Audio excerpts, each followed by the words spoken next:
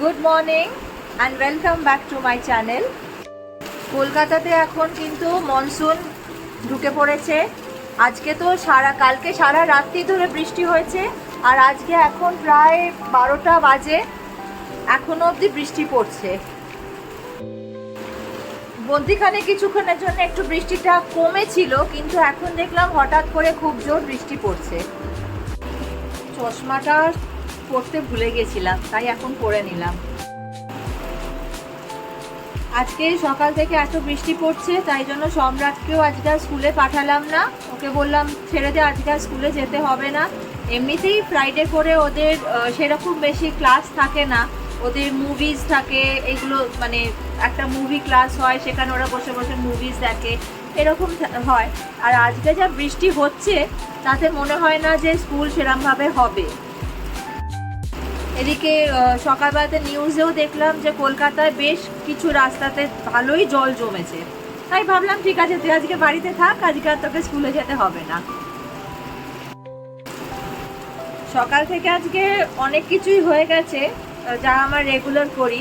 সেইগুলো যদি দেখতে চান তাহলে আমার শর্টসে একটা ভিডিও আপলোড করছি, সেটাও কাইন্ডলি দেখে নেবেন, তাহলে দেখতে পাবেন যে আমার সকাল থেকে দিনটা কিভাবে কাটে। সম্রাটকে বলেছি যে তুই এবার পড়াশোনা করে নে, দেখি ও কি করছে। চলুন। সম্রাট, পড়াশোনা করছো? Very good. আমার আগে যে পায়রাটি ছিল সে প্রায় 4.5 বছর বয়স অবধি, 1 মিনিট, বেঁচে ছিল। আমার আগের পায়রাটি, তাকেও আমি রেস্কিউ করেছিলাম। তো তারপরে হঠাৎ যখন ওই প্রচণ্ড গরম পড়লো সেই সময়টা ও হঠাৎ মারা গেল। তো কষ্ট তো পাবোই, সারা এতগুলো বছর, 4 বছর আমার কাছে যে ছিল, মনটা খারাপ লাগছিল। তারপর হঠাৎ একদিন সন্ধ্যেবেলার দিকে দেখি যে নিচেকার বাচ্চাগুলো আমাকে ডাকছে যে একটি ছোট পায়রা নিচে ছিল, বললো উঠতে পারছে না। তো তাকে গিয়ে আমি তারপর নিয়ে এলাম। একদম ছোট্ট ছিল, একদমই ছোট্ট, তার ঠিক মতন পাখাও হয়নি, তার মানে পাখা না, কি বলে, গায়ে পালক গজায়নি তখনও অবধি, নিজে নিজে খেতেও পারতো না। ওকে দেখাচ্ছি, এই যে এইটি, সেটা এখন একটু বড় হয়েছে। আমার পায়রা পাখির ব্যাপার নিয়ে সেরকম কিছু মানে এক্সপিরিয়েন্স নেই, মানে ওদের ব্যাপারে সেরকম কিছু আমি জানি না। তো ওই জন্য ওকে যে আমি বাঁচাতে পারবো এটাই আমি ভাবতে পারছিলাম না। এক্সপেক্ট তো ডেফিনেটলি রেখেছিলাম, বাট ও যে ঠিকভাবে বাঁচাতে পেরেছে এটাই অনেক বড় ব্যাপার। ওর চোখে একটু ইনফেকশন আছে, তো ওটা যদি ঠিক হয়ে যায়, দেখি যদি ও উঠতে পারে তাহলে ইচ্ছা আছে যে ওকে ছেড়ে দেবো, বাকিটা ওপরওয়ালার হাতে। বৃষ্টি তো খুবই ভালো লাগে, কিন্তু বর্ষাকালে যেটা সব থেকে বিরক্তিকর লাগে সেটা হচ্ছে, 1, জামা কাপড় শুকোতে চায় না, আর 2 নম্বর, সারা ঘর এত জলে হয়ে থাকে, স্যাঁতস্যাঁতে একটা হয়ে থাকে। আর আমার এটা তো বাড়ির মধ্যে আর কত আমি সেন্টেড ক্যান্ডেলস জ্বালাবো বা আমি রুম ফ্রেশনার দেবো, এত তো উড়েই যাবে সব কিছু। বাট তাও চেষ্টা করি যতটা পারি।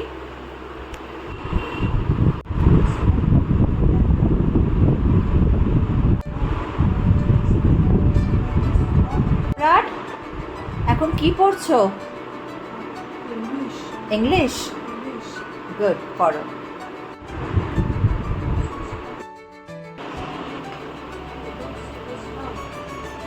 সম্রাট এখন নিজের পড়াশোনা করছে। এটা অনেক দিন ধরেই ও শুরু করেছে। হয়তো এটা অন্য যেটা নর্মাল নিউরোটিপিক্যাল বাচ্চাদের মায়েদের কাছে এটা খুব একটা বড় ব্যাপার হবে না, কিন্তু এই ফিলিংটা আমাদের মতন মায়েরা যারা স্পেশাল চাইল্ডকে বড় করছে তাদের কাছে, তারা এটা বুঝবে যে এটা কত বড় একটা ইম্পর্টেন্ট জিনিস, মানে এটা যে কি ভালো লাগা সেটা আমরাই জানি। যখন আমি প্রথম জানতে পারি যে সম্রাটের অটিজম সিনড্রোম আছে, সেই সময় আমি ভীষণ ভেঙে পড়ি। তখন ভাবছিলাম যে আমি কিভাবে করব, কি করব, বিকজ ওইটা সেই সময়তে, এখন যেরকম অটিজমের ব্যাপারে অনেকেই জানে, কিন্তু সেই সময়তে আমরা অত জানতাম না, অ্যাটলিস্ট আমরা তো জানতাম না অটিজমের ব্যাপারে। তো খুব ভেঙে পড়েছিলাম, তখন ভাবছিলাম যে না, ব্যাপারটাকে হাইড করে যাই, ও বোধহয় বড় হলে ঠিক আবার শিখে যাবে সব কিছু। কিন্তু যত দিন দিন হলো তখন জিনিসটাকে অ্যাকসেপ্ট করতে পারলাম, আর দেখলাম যে না, খুব ডিফিকাল্ট না। হ্যাঁ, একটু যদি বুঝে যাওয়া যায়, ওকে একটু আমি বুঝবো, তাহলে জিনিসটা খুব মানে নর্মাল হয়ে যায় আস্তে আস্তে। তা আমি সেইরকম ভাবেই করেছি। হ্যাঁ, এইটা হতে পারে যে অনেকে করায়, যেরকম অনেক থেরাপিস্টের কাছে যায়, অনেক থেরাপি করায়, অনেক ক্লাসেস করায়, কেউ কেউ গান শেখাচ্ছে, কেউ কেউ তবলা শেখাচ্ছে, মিউজিক্যাল ইনস্ট্রুমেন্টস, অনেক কিছু শেখায়। আমি হয়তো সেগুলো সম্রাটকে কিছুই করাই না, কিন্তু আমি ওকে নর্মালভাবেই, মানে ও যাতে ইন্ডিপেন্ডেন্টলি ওর মতন থাকতে পারে, আমি সেই রকমভাবে ওকে চেষ্টা করি।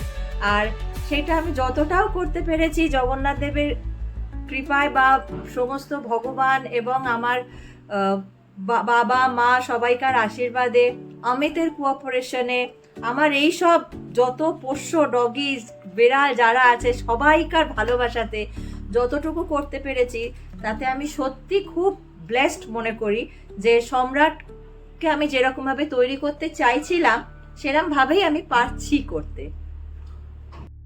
হ্যাঁ, এখনো আরও অনেকটা আমাকে এগিয়ে যেতে হবে, দেখি কতটা করতে পারি। তবে ডেফিনেটলি সম্রাটেরও যদি একটু আমাকে কোঅপারেট করে আর সবাইকার আশীর্বাদে ভালোবাসাতে, নিশ্চয়ই কিছু একটা করতে পারবো। দেখা যাক, এবার বাকিটা তো সব।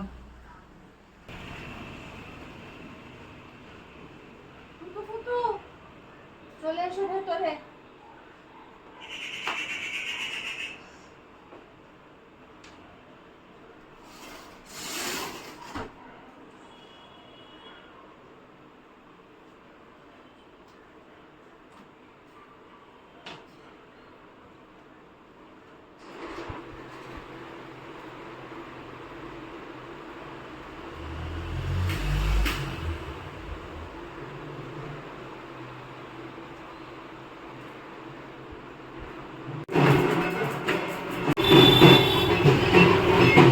কিছু একটা আসছে, জানি না, ও ওই পাশ দিয়ে বেরিয়ে গেল।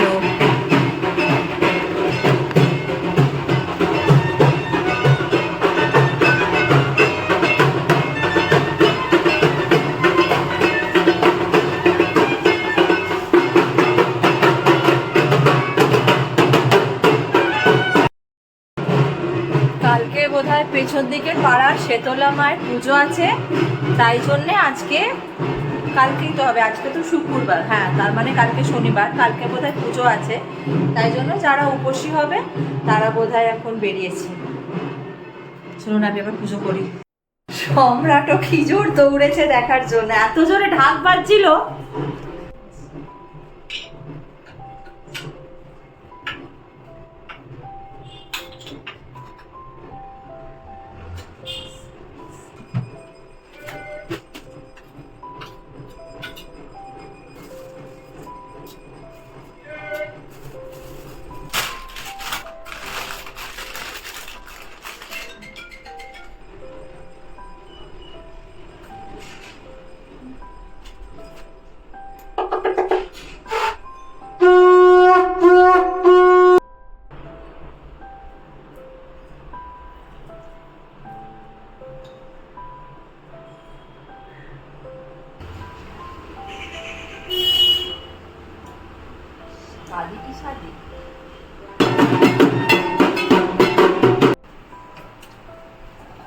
এইখানে এখন খিচুড়ি বানানোর প্রস্তুতি চলছে। তো আমার মুগ ডালটা বাড়িতে শেষ হয়ে গেছিল, তো মুগ ডালটা আনিয়ে নিয়েছিলাম। আমি খিচুড়ি যখনই করি আমি মুগ ডালটা ভেজে করি, এমনিতেও আমি মুগ ডাল যখনই করি ডালটাকে ভেজে নিই, তো তাই একবারই এখন সব এখানে ডালটা ভেজে রেখে দেবো।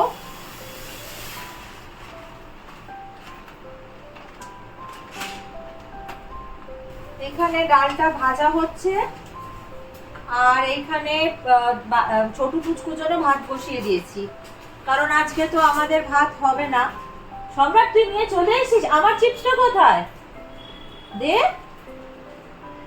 সম্রাটকে আমি একটু দোকানে পাঠিয়েছিলাম, ওকে বললাম যে আমার জন্য একটা গ্রিন চিপস আনতে, দাঁড়া এদিকে আয়, আর ওর জন্য একটা ব্লু লেস চিপস আনতে।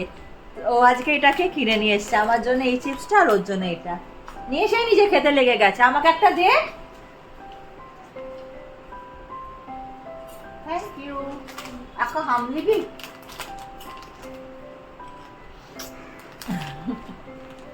এটা মোটামুটি গোল্ডেন ফ্রাই হয়ে গেছে, এই গোল্ডেন ফ্রাই বলছি, মোটামুটি ভাজা হয়ে গেছে, দেখাচ্ছি। এই যে হয়ে গেছে, ওটা বলো তোর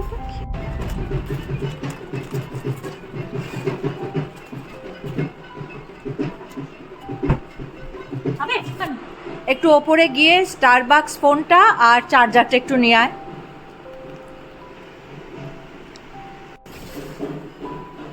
কোনো কিছু করতে এত ল্যাথার্জি আসছে, বুঝতে পারছি না এটা ওয়েদারের জন্য। আমার এমনিতেই থাইরয়েড আছে। হ্যাঁ, তো যেটা বলছিলাম, আমার থাইরয়েড আছে, আমার TSH গ্রেটার দ্যান 100। লাস্ট মান্থে আমি টেস্ট যখন করিয়েছিলাম তখনও আমার TSHটা গ্রেটার দ্যান 100 ছিল। তারপর আমি ডাক্তার দেখাতে, তখন আমার মোটামুটি TSHটা এইরকমই অ্যাবনর্মালি মানে ফ্লাকচুয়েট করতে থাকে, নয় অনেকটা উঠে যায়, নাহলে একদম নেমে যায়। তো ডক্টরকে দেখাতে তখন ডক্টর আমাকে TSH এত এরকম হওয়াতে তখন বললো যে থাইরোনাম 150 করে খেতে। আমি থাইরোনাম 150 করে খাচ্ছিলাম এতদিন ধরে।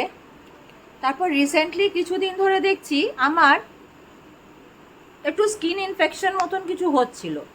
তারপর আবার আমি থাইরয়েডটা টেস্ট করলাম, এখন দেখি TSH আমার 0 থেকেও নেমে গেছে নিচে, মানে অনেকটাই, বেশ অনেকটা নিচে নেমে গেছে।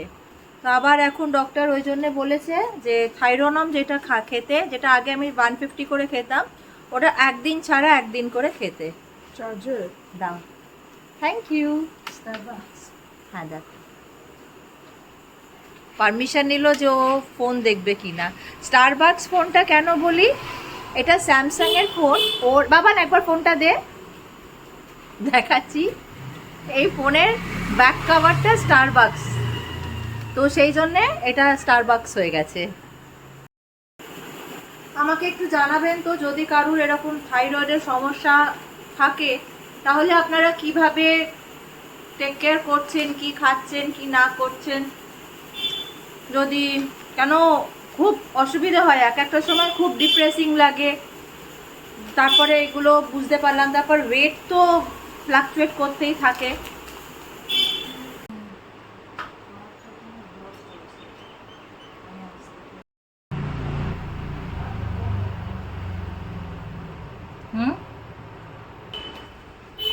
আমি যখনই খিচুড়ি বানাই, তো আমি শুরুতে যখন মশলাটা দিই সেই সময়তেই আমি 1 চামচ মতন ঘি দিয়ে দিই।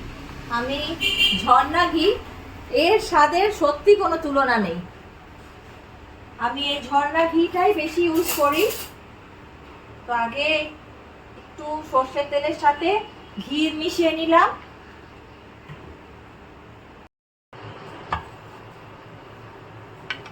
দুটো বড় বড় শুকনো লঙ্কা ফোড়নে দিলাম, গোটা জিরে দিয়ে দিলাম,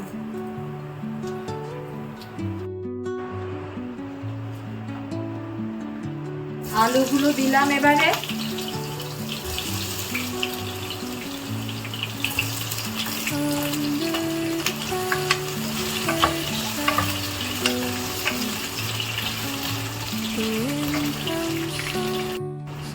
যেহেতু আমি মুগ ডালের খিচুড়ি করব আর এইটা নিরামিষ হবে না, তো আমি আগে থেকেই মুগ ডালটা একটু ভিজিয়ে রেখে দিয়েছিলাম হালকা গরম জলে। কারণ গোবিন্দভোগ চালের সাথে যখনই দেবো তো ডালটা তো তাড়াতাড়ি সেদ্ধ হয় না, কিন্তু চালটা সেদ্ধ হয়ে যায়, তাই জন্য ডালটা একটু গরম জলে ভিজিয়ে রেখে দিয়েছিলাম। আর যদি আমি এটা কুকারে দিই না, তাহলে ডালটা একদম নষ্ট হয়ে যাবে। আসলে আমার ভিডিওটা অত বেশি ভালো হয় না, মানে ভিডিও ক্লিপিং গুলো বা পিকচারটা সেরকম ভাবে ভালো করে হয় না, কারণ আমি একা একাই মানে নিজেই সবটা করি। এডিটিংটা বা ভিডিওটা কেউ একজন করে দিলে এটা এখনো বলার একটু সুবিধে হয়। তো যেহেতু সব কিছুই একা একা সামলাতে হয়, তো সেই জন্য আমার অত হয়তো ভালো করে ভিডিওগ্রাফিগুলো হয় না। তো যেরকমই হয়, ভুল ত্রুটি যদি যেটা হবে সেটাকে একটু মাফ করে দেবেন, ক্ষমা করে দেবেন বা এক্সকিউজ করে দেবেন। আলুগুলো একটু লাল লাল করে ভাজা হয়ে গেছে, এবারে আমি পেঁয়াজ কুচিটা দিয়ে দেবো।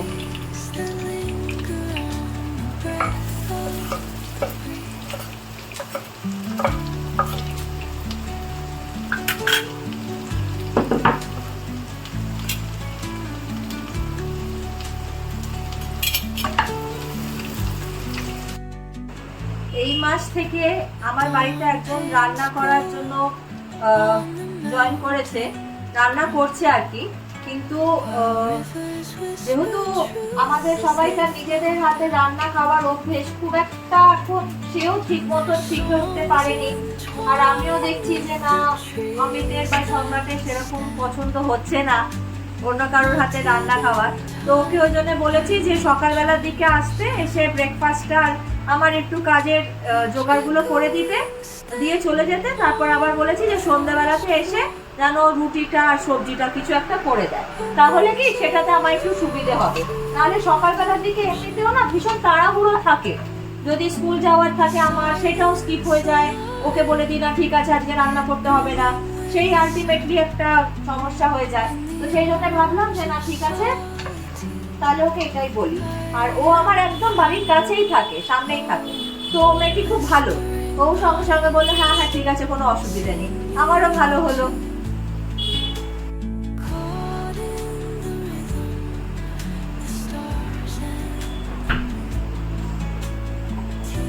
আচ্ছা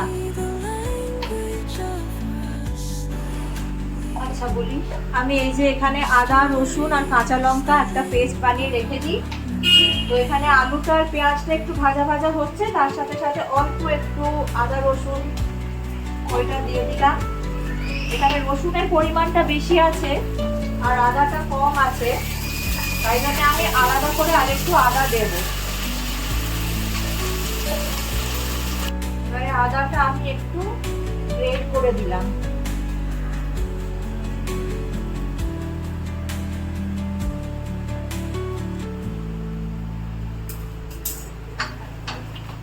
টমেটোগুলো দিয়ে দিলাম।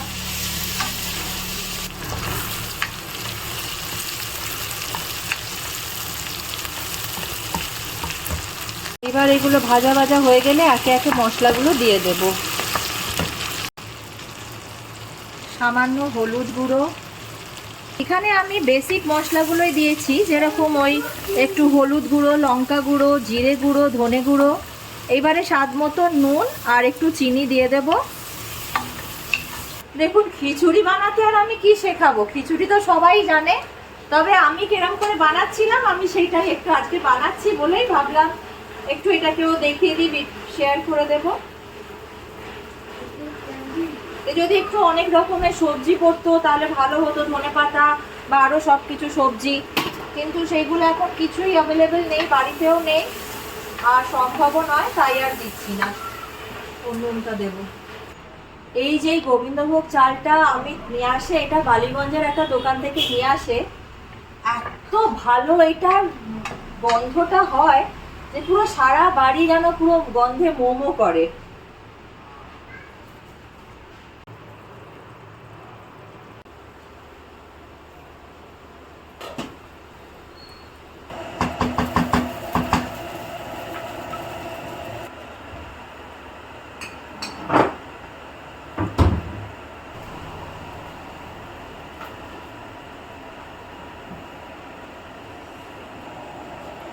এত গরম যে বারবার মনে হয় যে কিছু একটু ঠান্ডা খাই, যদিও বাইরে কিন্তু বৃষ্টি হচ্ছে তাও। তো আমি কি করি, একটু ওই রোজ সিরাপ বানিয়ে এরকমভাবে রেখে দিই, ঠান্ডা ঠান্ডা খেতে ভালো লাগবে, তাই জন্যে। কিছুই না, আমি অ্যাকচুয়ালি রোজ সিরাপটাকে একটু সিরাপের মধ্যে জল মিশিয়ে রেখে দিয়েছি। এবার যখন ইচ্ছে করে তখন এরমভাবে নিজে বের করে নিই, নিয়ে একটুখানি করে খাই। এরম করে আপনারাও একবার ট্রাই করে দেখবেন। সবসময় তো বানিয়ে বানিয়ে খেতে মানে এনার্জিটা থাকে না বা ইচ্ছে করে না, যে একটু খেতে ইচ্ছে করছে শরবত, কিন্তু বানিয়ে খেতে ইচ্ছে করে না। তো একদিনে বানিয়ে রেখে দেবেন, এটা অনেক দিনই থাকে, খেতে ভালোও লাগে।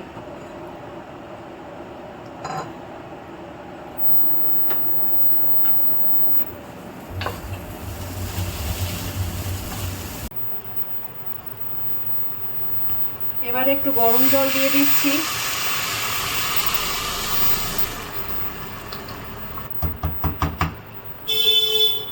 খুব সুন্দর গন্ধ এসছে। ব্যাস, এবারে আমি খিচুড়ি বসিয়ে দিয়েছি। অনেক বেলা হয়ে গেছে। অ্যাকচুয়ালি আমরা আজকে ব্রেকফাস্টটা অনেক দেরি করে করেছি, যেহেতু আজকে একটু ছুটির দিন ছিল, মানে রেনি ডে, স্কুলে পাঠাইনি, সেই জন্য ব্রেকফাস্টটাও দেরি করে হয়েছে। এখন ঘড়িতে প্রায় এখন 2:35 বাজে, মানে হতে হতে খেতে খেতে আমাদের আজকে 3টে বেজে যাবে।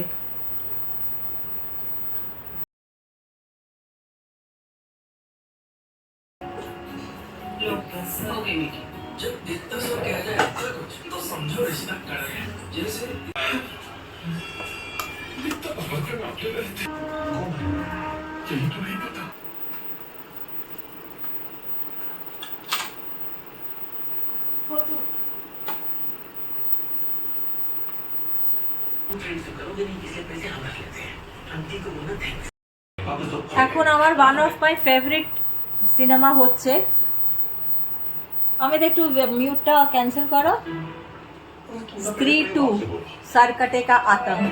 দারুণ লাগে। ছোট পুষ্পকে তো খেতে দিয়ে দিয়েছি। এবারে এই যে একটু মিউট করো, হ্যাঁ, এই যে বাইরেকার ডগিদের ভাতটা এখানে রাইস কুকারে বসিয়ে দিচ্ছি। এটা দিলাম। আর আমাদের এখনো খিচুড়ি হচ্ছে, দেখাচ্ছি জিনিস দেখাচ্ছি আমি, খুব ভালো লেগেছে এটা আমার। এই যে এই লাইটটা, কারণ একবার অফ করে অন করছি, এই স্ট্রিপ লাইট।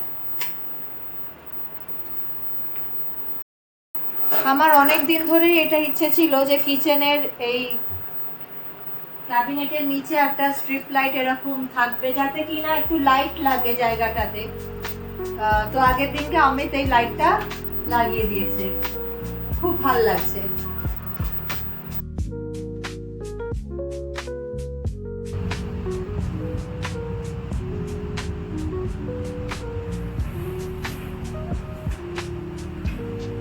নুন মিষ্টি সবকিছু দারুণ হয়েছে।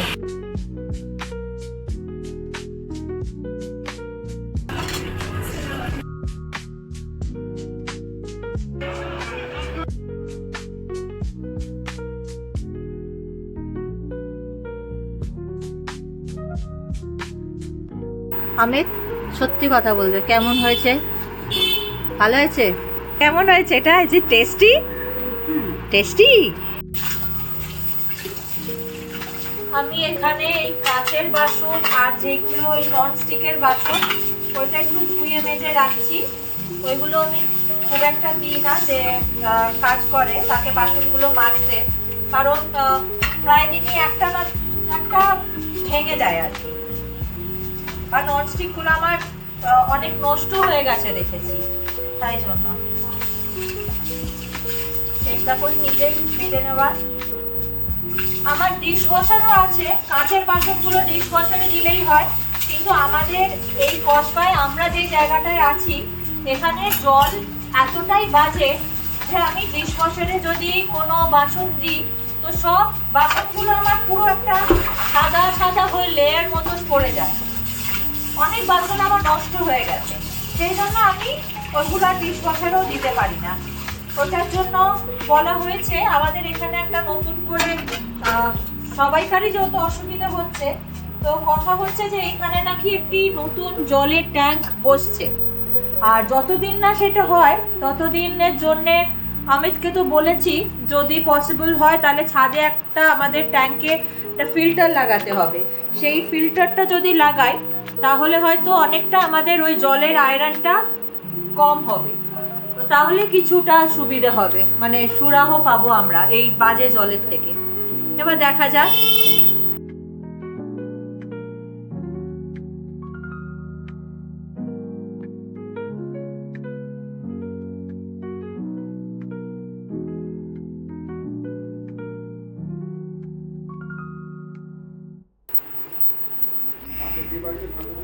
এই চাঁপা গাছটা আগের দিন নিয়ে আসা হয়েছে। এই যে নিচে কুহু ওর বন্ধুদের সাথে এসেছে এখন। এটা সুপর্ণা, সিমরান হাই বল, ওটা সিমরান, আর কুহুকে তো সবাই চেনে। কুহু একবার তাকা। আজকে আই কার্ড পেয়েছে স্কুল থেকে। সরকারি স্কুলগুলোতে এখন পড়াশোনার স্ট্রাকচার সবকিছু অনেক পাল্টে গেছে। এই বর্ষাকালে জামা কাপড় শুকোতে দেওয়া আর শুকিয়ে যাওয়াটা একটা বিশাল বড় টাস্ক। তো এই আজকের মতন এখানে জামা কাপড় মেলে দেওয়া হয়েছে, আর যেগুলো শুকিয়ে গেছে সেইগুলোও এখানে বাস্কেটে ভাঁজ করে নিয়েছি। এবার আবার এইগুলোকে গুছিয়ে রাখতে হবে।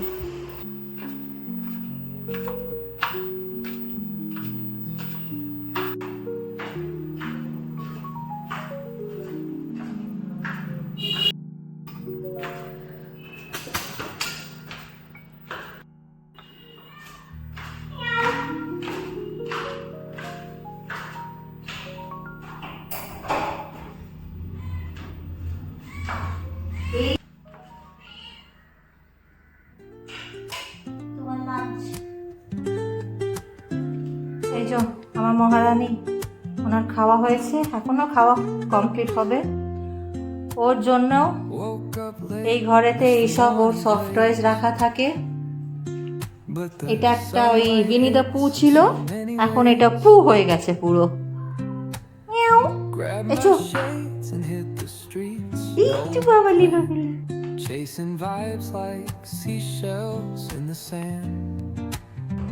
পাখাটা ডিবিয়েছিলাম, এত গরম লাগছে, পাখাটা আবার চালিয়ে দিলাম। পাখাটা চালালে একটা ঘ্যাট ঘ্যাট করে আওয়াজ হয় বলে পাখাটা নিভিয়ে দিয়েছিলাম।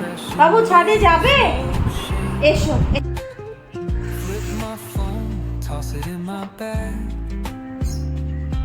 Today's for us, no time to lag.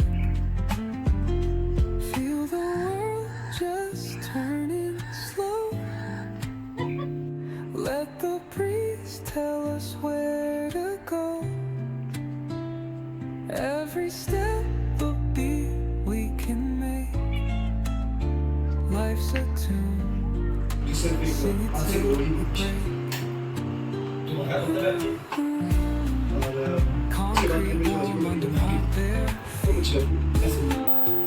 Amit বললো ও একটু কফি খাবে।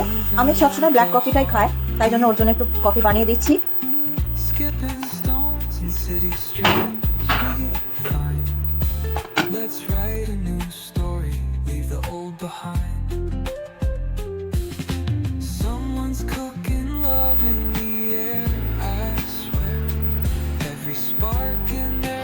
আমি এখানে নিজের জন্য চায়ের সাথে একটা টা বানিয়ে নিচ্ছি।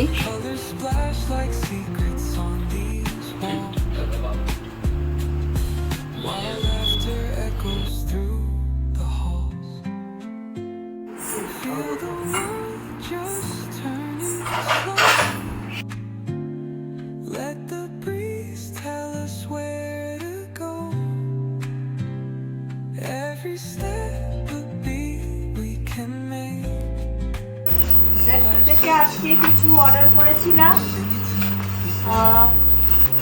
কুমড়ো এসছে, টমেটো,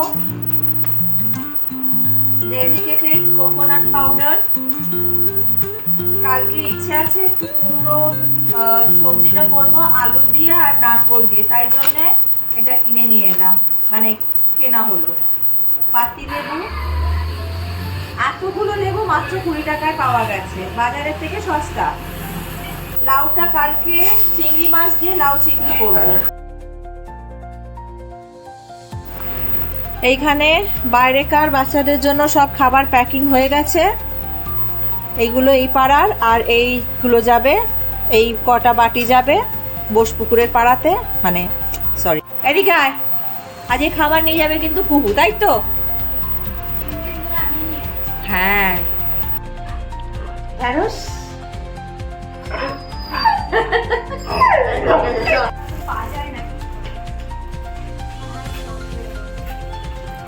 টাটা, সাবধানে যাবি।